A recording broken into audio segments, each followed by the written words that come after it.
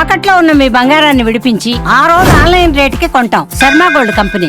నమస్కారం, welcome to Suman TV. నేను గీతాంజలి. 2025వ సంవత్సరం వచ్చేసింది. మరి ద్వాదశ రాశుల్లో జన్మించిన వారి జాతక ఫలితాలు ఏ విధంగా ఉండబోతున్నాయి? మెరుగైన ఫలితాల కొరకు ఎటువంటి పరిహారాలు వారు చేసుకోవాలి? మంచిగా ఉన్న రాశులు ఏవి, అంటే మంచి ఫలితాలను ఇచ్చేటువంటి రాశులు ఏ ఉన్నాయి, అలాగే చెడు ఫలితాలు ఏ రాశులు వారు అందుకోబోతున్నారు, ఈ వివరాలన్నీ ఇవాళ వీడియోలో నేను మీకు వివరిస్తాను. వివరించేందుకు ప్రస్తుతం మనతో పాటు ఉన్నారు ప్రముఖ జ్యోతిషులు బ్రహ్మశ్రీ నందిబట్ల శ్రీహరి శర్మ గురువు గారు. వారితో మాట్లాడదాం. గురుగారు నమస్కారం అండి.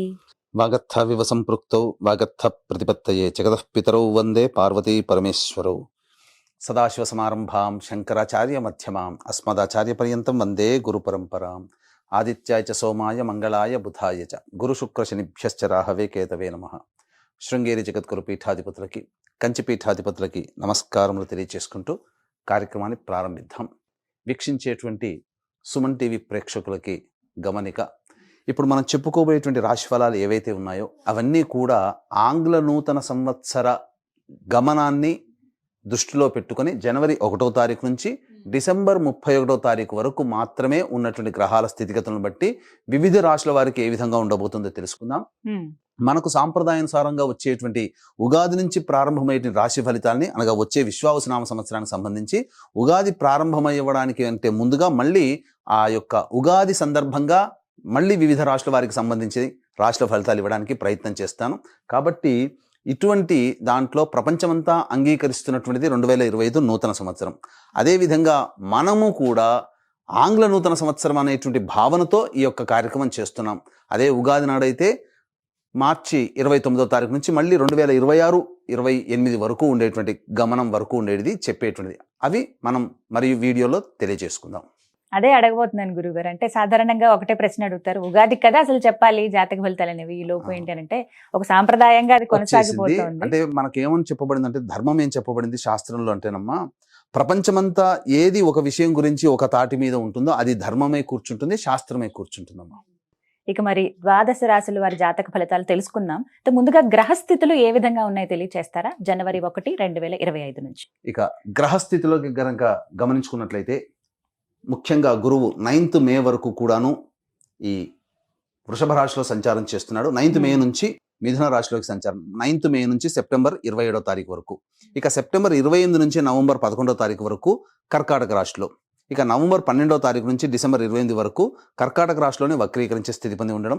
ఇక శని భగవాన్ల వారిని కనుక చూసుకున్నట్లయితే 15 ఏప్రిల్ వరకు కుంభరాశిలో సంచారం చేస్తున్నారు. 16 ఏప్రిల్ నుంచి అక్టోబర్ 9వ తారీఖు వరకు మీనరాశిలో సంచారం. ఈ మధ్య కాలంలో జూలై 8వ తారీఖు నుంచి వక్రీకరించి మీనరాశిలోనే సంచారం చేస్తున్నాడు.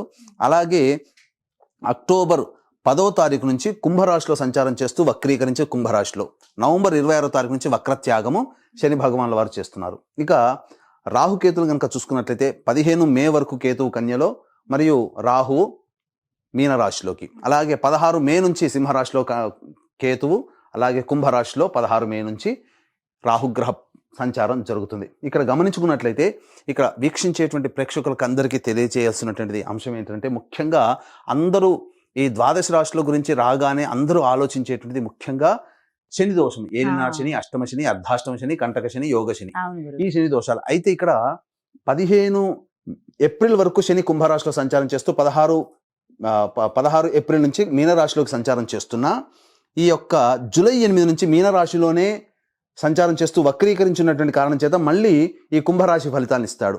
అక్టోబర్ 10న కుంభరాశిలోనే వక్రీకరించి ఉన్నటువంటి స్థితిగతుల చేత ఏమవుతుంది, మళ్ళీ మకర రాశి ఫలితాన్ని శని భగవానులు ఇస్తారు. కాబట్టి అర్థం చేసుకోవాల్సినటువంటి అంశం ఏంటంటే, ఎవరికి కూడాను ఈ సంవత్సరం శని భగవానుడు యోగదాయకంగా పూర్తిగా లేడు.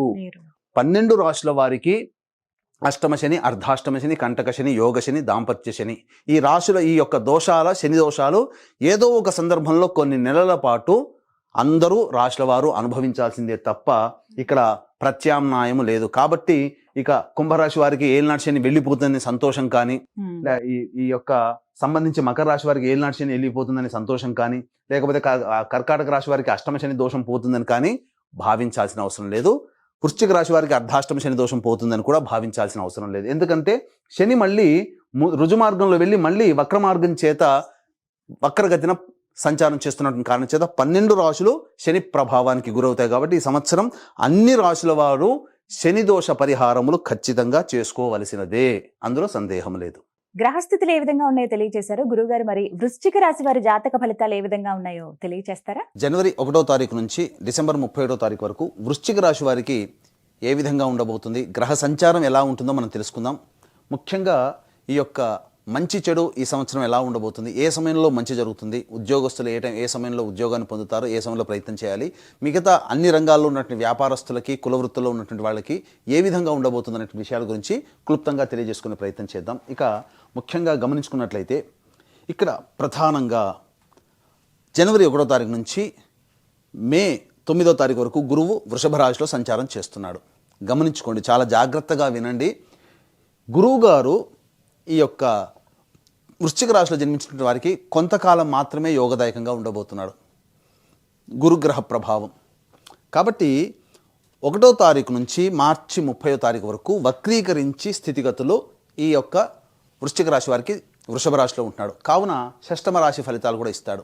ఏమవుతుంది, ఒకవైపు యోగాన్ని ఇస్తూనే ఇంకొక వైపు అవయోగాన్ని కలగచేస్తున్నాడు. అంటే ఏం జరుగుతుంది, ఈ యొక్క వృశ్చిక రాశి వారికి ఆదాయం ఈరోజు ఒక 1000 రూపాయలు సంపాదించాడు అనుకోండి, మళ్ళీ సాయంకాలం కల్లా ఈ 1000 రూపాయలు కూడా ఖర్చు అయిపోతాయి. అంటే ఇవ్వడం తీసుకోవడం సమానంగా ఉంటుంది. కాబట్టి పెద్దగా లాభసాటిగా అనేటువంటిది ఉండదు. మరి ఎప్పుడు యోగంగా ఉంటుంది, 1 ఏప్రిల్ నుంచి 9 మే వరకు గురువు సంపూర్ణంగా యోగిస్తున్నాడు. కాబట్టి వివాహం కావాల్సినటువంటి స్త్రీ పురుషులకి ఈ సంవత్సరం ఈ యొక్క ఏప్రిల్ నెలలో వివాహం కుదరబోతుంది. ఏదైనా కానీ ఒక శుభము మీ ఇంట ఏప్రిల్ నెలలో ఉండబోతుంది ఈ వృశ్చిక రాశిలో జన్మించినటువంటి వారికి, గుర్తుపెట్టుకోండి. ఇక మే 9 నుంచి సెప్టెంబర్ 27వ తారీఖు వరకు మిథున రాశిలో అష్టమ గురు సంచార ప్రభావము. ఇది అంత యోగదాయకమైన కాలం మాత్రం వృశ్చిక రాశి వారికి కాదు. ఇక సెప్టెంబర్ 28 నుంచి నవంబర్ 11 వరకు కర్కాటక రాశిలో ఇది చాలా శుభకరం. సెప్టెంబర్ 28 నుంచి నవంబర్ 11 గుర్తుపెట్టుకోండి. మళ్ళీ డేట్స్ చెప్తున్నాను. గురుబలం సంపూర్ణంగా ఉన్నప్పుడే ఏ పనులన్నా మొదలు పెట్టుకోవాలి, తద్వారా మంచి జరుగుతుంది. 1 ఏప్రిల్ నుంచి మే 9, సెప్టెంబర్ 28 నుంచి నవంబర్ 11 ఈ కాలం మాత్రమే గురువు అనుకూలంగా ఉంటాడు. ఇక చాలామంది గత 2 సంవత్సరాలుగా ఇబ్బందులు పడుతున్నటువంటి వాళ్ళకి రిలీఫ్ పొందబోతున్నామేమో అనుకుంటుంటారు. వృశ్చిక రాశిలో జన్మించినటువంటి వాళ్ళు అర్ధాష్టమ శని దోషం పోతుంది కదా అని. వాస్తవమే, 15 ఏప్రిల్ వరకు అర్ధాష్టమ శని దోషంతో ఉండి 16 ఏప్రిల్ నుంచి శనివారు మీనరాశిలోకి సంచారం చేస్తున్నాడు. అమ్మయ్య, ఇక మనకు రిలీఫ్ అంటూ ఉంది. 10 సంవత్సరాల వరకు ఢోకా లేదని అనుకుంటారు, కానీ ఇక్కడే చిన్న కిటుకుందండి. మళ్ళీ ఏమనుకున్నారేమో, శనివారు నా ఇంటిని వదిలిపెట్టిపోతున్నాను అని చెప్పి బాధపడుతూ మళ్ళీ తన ఇంటికి రావాలని కోరుకున్నాడేమో. అందుకే జూలై 8వ తారీఖు నుంచి మీనరాశిలోనే వక్రీకరించే స్థితి పొంది ఉంటాడు శనివారు. కాబట్టి ఈ మీనరాశిలో వక్రీకరించినటువంటి స్థితి వలన ఏం జరుగుతుంది, మళ్ళీ అర్ధాష్టమ శని దోష ప్రభావాన్ని జూలై 8 నుంచి అక్టోబర్ 10 వరకు కలుగుతుంది. ఇక అక్టోబర్ 10 నుంచి నవంబర్ 26 వరకు కుంభరాశిలోనే వక్రీకరించినటువంటి కారణం చేత అద్భుతమైనటువంటి యోగాన్ని ఈ యొక్క రాశివారు పొందబోతున్నారు, వృశ్చిక రాశివారు. కాబట్టి జూలై 8 నుంచి అక్టోబర్ 10 వరకు అర్ధాష్టమ శని దోష ప్రభావం మళ్ళీ ఉండబోతుంది.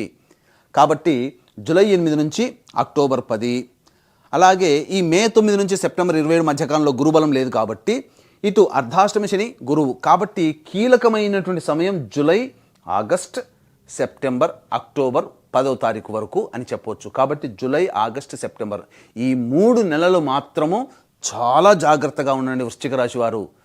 స్థాన మార్పు ఉంటుంది, గృహ మార్పు ఉంటుంది, తల్లిగారి ఆరోగ్యం పట్ల శ్రద్ధ వహించుకోవాలి. ముఖ్యంగా మనది అనుకున్నటువంటి ఏదైతే వస్తువు ఉంటుందో, మన మనిషి అని ఎవరైతే అనుకుంటామో వాళ్ళే దూరం అవుతారో, ఆ వస్తువే దూరం అవుతుంది ఈ 3 నెలలు. కాబట్టి అత్యంత జాగ్రత్తగా ఉండండి. ఈ 3 నెలల్లో పరిచయం అయ్యేటువంటి కొత్త వ్యక్తుల పట్ల చాలా జాగ్రత్తగా వ్యవహరించండి. నిర్ణయాలు కూడా తీసుకునేటప్పుడు ఏ వ్యాపార రంగంలో ఉన్న వాళ్ళైనా, ఉద్యోగంలో ఉన్న వాళ్ళైనా, కులవృత్తుల్లో ఉన్న వాళ్ళైనా, ఏ స్థితిలో ఉన్నటువంటి వాళ్ళైనా జూలై, ఆగస్టు, సెప్టెంబర్, అక్టోబర్ 10వ తారీఖు వరకు జాగ్రత్తగా ఉండే ప్రయత్నం చేయండి. ఈ 3 నెలలు సంవత్సరం మొత్తం కూడా కీలకంగా ఈ వృశ్చిక రాశిలో జన్మించినటువంటి స్త్రీ పురుషులకు చెప్పబడి ఉంటుంది. ఇక ప్రధానంగా ఉద్యోగస్తుల దగ్గరికి వద్దాం. ఉద్యోగం ఈ సంవత్సరం అంతా ఉద్యోగం లభిస్తుందా అంటే చక్కగా శనివారు గురుగ్రహ ప్రభావం కొంత ఉండడం వల్ల ఉద్యోగం లభిస్తుంది. నిరుద్యోగస్తులు సంవత్సరం అంతా ఖాళీగా ఉండరు కదా, ఉద్యోగం లభిస్తుంది. ఇక ఆల్రెడీ ఉద్యోగం చేస్తున్నటువంటి వాళ్ళకి ప్రమోషన్స్, అలాగే ఉన్నత ఉద్యోగం కోసం వేరే సంస్థకి ప్రయత్నం చేస్తే ఎప్పుడు ప్రయత్నం చేయాలనే ఆలోచన ఉంటుంది. కాబట్టి ఏ సమయంలో కనుక మీరు ఉద్యోగం ప్రయత్నం చేస్తే మీ యొక్క రాశి ప్రకారం మీరు యోగాన్ని, విజయాన్ని పొందుతారో తెలుసుకుందాం. ముఖ్యంగా జనవరి 11 నుంచి ఫిబ్రవరి 11వ తారీఖు వరకు ఉన్నటువంటి కాలము అద్భుతమైనటువంటి కాలము. నిరుద్యోగస్తులకి ఉద్యోగం లభించి తీరుతుంది. 2025 సంవత్సరం వస్తూనే మీకు ఒక శుభవార్త ఈ యొక్క వృశ్చిక రాశిలో జన్మించిన వారికి ఉండబోతుంది. ఇక మళ్ళీ ఎప్పుడు ఉంటుందండి? మళ్ళీ ఆల్రెడీ జనవరి, ఫిబ్రవరి 11 గడిచిపోయింది, మాకేం పెద్దగా ఉపయోగంలో లేదు. మళ్ళీ ఎప్పుడు ఇట్లాంటి యోగం ఉంటుంది అని అంటే ఏప్రిల్ 12 నుంచి మే 13 వరకు ఉన్నటువంటి మధ్యకాలంలో కేంద్ర రాష్ట్ర ప్రభుత్వ ప్రైవేటు ఉద్యోగంలో ఉన్నవాళ్ళు అందరికీ కూడా ప్రమోషన్స్తో కూడుకున్నటువంటి బదిలీలు లేదా కోరుకున్న చోటికి సాఫీగా బదిలీలు జరుగుతుండడం, అధికారుల యొక్క అనుగ్రహంతో బాధ్యతాయుతమైనటువంటి పొజిషన్లో మీరు ఈ ఏప్రిల్ 12 నుంచి మే 13 మధ్యకాలంలో ఉండబోతున్నారు. ఇక ఈ సంవత్సరం గడిచిపోయిందండి, చేస్తున్నటువంటి ఉద్యోగంలో మాకు ప్రమోషన్స్ వచ్చాయి, కానీ ఇంకా మా జీవితం చాలా బాగుండాలి, ఇంకెప్పుడు మళ్ళీ ఇటువంటి సమయం ఉంటుంది మాకు అని అనుకుంటారు వృశ్చిక రాశిలో జన్మించినటువంటి వారు. ఆగస్టు 16 నుంచి అక్టోబర్ 15వ తారీఖు మధ్యకాలంలో అద్భుతమైనటువంటి యోగదాయకమైన కాలం ఉంటుంది. ఈ యొక్క సమయంలో మీరు మళ్ళీ ప్రయత్నం చేయండి, మంచి ఉద్యోగం అనేటువంటిది మీరు పొందుతారని చెప్పవచ్చు. ఇక గమనించుకున్నట్లయితే కేతువు దశమంలో 16 మే నుంచి, మళ్ళీ రాహువు 16 మే నుంచి మీనరాశిలోకి, కాబట్టి 15 మే వరకు కేతు యోగిస్తాడు. కాబట్టి ఏమవుతుంది? 15 మే వరకు మీకు ఏదైనా మంచి జరగాలని అనుకుంటే ఆకస్మికంగా వచ్చేసేస్తుంది, ఇంకా ఏమీ సంబంధం లేదు, అన్నీ ఆకస్మికంగా వస్తాయి. కానీ 16 మే నుంచి కూడా 16 మే వరకు కూడా రాహుగ్రహ ప్రభావం వలన మీకు గత జన్మతో లింక్ ఉన్నటువంటి పనులన్నీ కూడాను పూర్తి అవుతాయి. కాబట్టి రాహుకేతులు కూడా యోగదాయకంగానే ఉన్నారు. ఈ యొక్క వృశ్చిక రాశిలో జన్మించినటువంటి రాజకీయ నాయకులకి మాత్రము అంత అనుకూలంగా లేని సమయం. కాబట్టి జాగ్రత్తలు పాటించండి. ఏదైనా అనుకూలంగా ఉంది అని అంటే మాత్రం అక్టోబర్ 10 నుంచి నవంబర్ 26 మధ్యకాలంలో కొంతవరకు అనుకూలత ఉంటుంది. కాబట్టి డబ్బులు ఎక్కువగా ఖర్చు పెట్టి ఎన్నికల్లో పోటీ చేయడం కానీ, ప్రజాదరణ కోసం ఎక్కువగా డబ్బుని సమయాన్ని వెచ్చించడం కానీ వృధా కాలయాపన అని చెప్పవచ్చు. కాకపోతే పెద్దల అనుగ్రహం ఉండడం, పెద్దల దృష్టిలో మీ యొక్క పేరు ప్రఖ్యాతులు ఉండడం వల్ల కొంతవరకు పెద్దల అనుగ్రహంతో కొంత లాభదాయకమైనటువంటి పనులు మీరు చేపట్టగలుగుతారు. ఇక కాంట్రాక్టు రంగంలో ఉన్నటువంటి వాళ్ళు, ప్రభుత్వ కాంట్రాక్టులు, ప్రైవేట్ కాంట్రాక్టులో ఉన్నటువంటి వాళ్ళు ఆచితూచి స్పందించండి.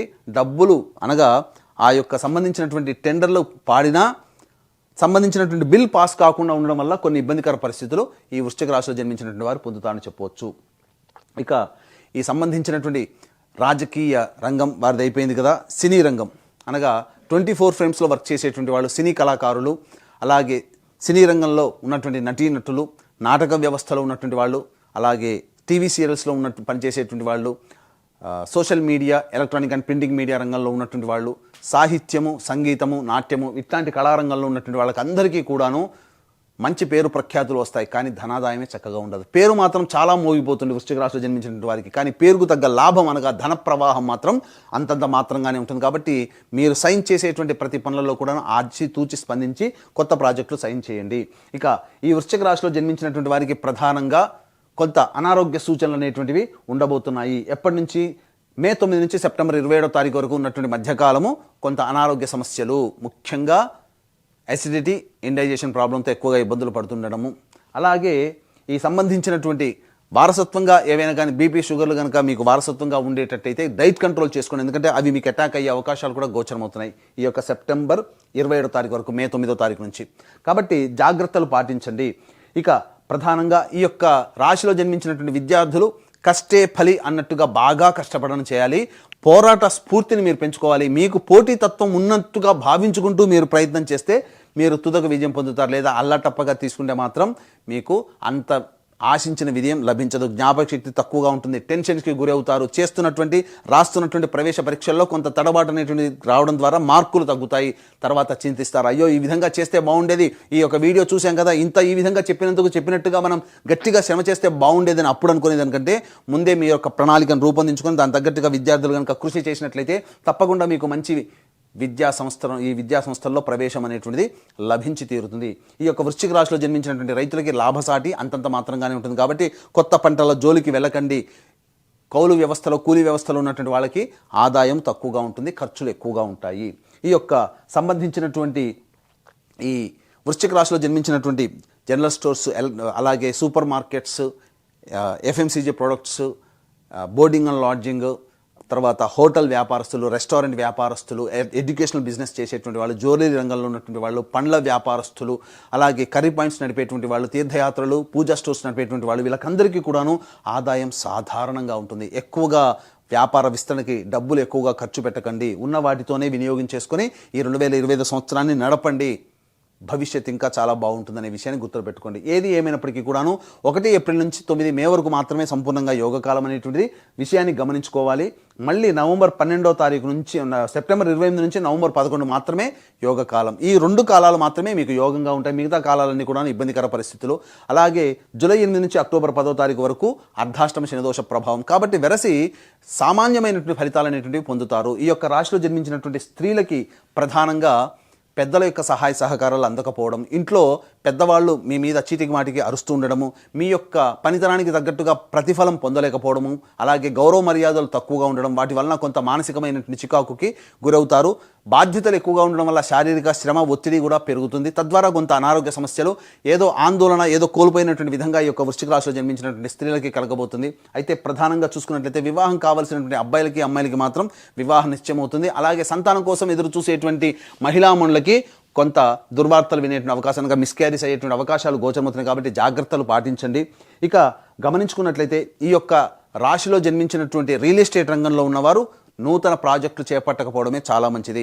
లాయర్ వృత్తిలో ఉన్నటువంటి వాళ్ళు సాధారణంగా తమ వృత్తిని కంటిన్యూ చేసుకోవడం, పదవిని ఆశించి భంగపడడం తప్ప ఇంకా వేరే మార్గం లేదు. కాబట్టి పదవి ఆశించకుండా మీ పనిని మీరు చేసుకోవడం అనేటువంటిది మీరు చేసుకుంటూ పోతుంటే మంచి జరుగుతుంది. కాబట్టి కొత్త వ్యవహారాలకి వృశ్చిక రాశిలో జన్మించినటువంటి వాళ్ళు ప్రయత్నాలు చేయకండి. దైవ బలం తక్కువగా ఉంది. కింది స్థాయి ఉద్యోగస్తులు, తోటి వారి యొక్క సహాయ సహకారాలు కూడా అంతంత మాత్రంగానే ఉన్నాయి. కాబట్టి ఏ కష్టం వచ్చినా మీరు స్వయం కృషితో మీ పని మీరు చేసుకోవడం అనేది అలవాటు చేసుకుంటే 2025 సంవత్సరంలో మీరు ప్రశాంతంగా ఉంటారు. ఎదుటి వారి మీద చేస్తారులే అని వారి మీద గనక మీరు బాధ్యతలు పెట్టి కనుక ఉన్నట్లయితే తుదకు అన్నింటా అపజయం పాలవుతారు. కాబట్టి మీ కష్టాన్ని మీరే నమ్ముకునే ప్రయత్నం ఈ యొక్క వృశ్చిక రాశి వారు చేయండి.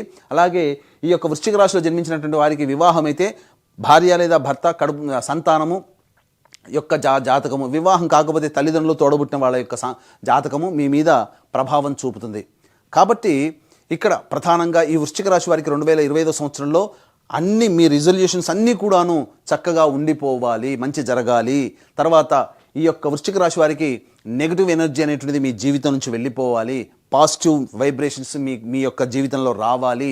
అలాగే మీరు కోరుకున్నటువంటివన్నీ కూడా నెరవేర్చుకోవాలంటే దైవానుగ్రహం తప్పనిసరి. కాబట్టి ఇట్టి దైవానుగ్రహం అందరికీ అందించాలనేటువంటి సదుద్దేశంతో ఈ 2025 సంవత్సరంలో ప్రతి నెల ఒక్కొక్క పుణ్యక్షేత్రంలో జాతకరీత్యా కలుగు విద్య, వివాహ, ఉద్యోగ, దాంపత్య, సంతాన, అనారోగ్య సమస్యల నివారణకి మరియు ఈ యొక్క సంవత్సరం అంతా కూడా శనివారు అన్ని రాశుల వారికి ప్రభావాన్ని చూపుతున్నారు. కాబట్టి శనిదోష నివారణ హోమాలు, గత జన్మ కర్మదోష ప్రభావాలు తొలగిపోవడం కోసం గత జన్మ కర్మదోష నివారణ హోమాలు అనేటువంటివి ప్రతి నెల ఒక్కొక్క పుణ్యక్షేత్రంలో మా పీఠం ఆధ్వర్యంలో జరిపించడం జరుగుతుంది. దీనికి శ్రీకారం జనవరి 13వ తారీఖు రోజున శ్రీకాళహస్తిలో కానీ శ్రీశైలం కానీ ఏర్పాటు చేయడం జరుగుతుంది. అవకాశం ఉన్న వాళ్ళు మీ కుటుంబ సభ్యుల గోత్రనామాల వివరాల కోసం, రిజిస్ట్రేషన్ కోసం కార్యక్రమ తదనంతరం కాంటాక్ట్ చేసి తెలుసుకోవచ్చు.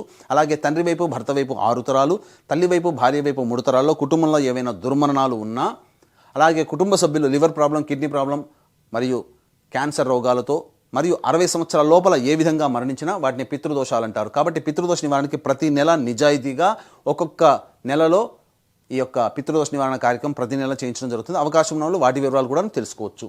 గురుగారు, వృశ్చిక రాశి వారి జాతక ఫలితం తెలియజేశారు. అందులోనూ ఈ సంవత్సరం అన్ని రాశులపైన శని ప్రభావం ఉంటుందన్నారు. ప్రత్యేకించి చూసుకుంటే అర్ధాష్టమ శని ఉంది వృశ్చిక రాశి వారికి.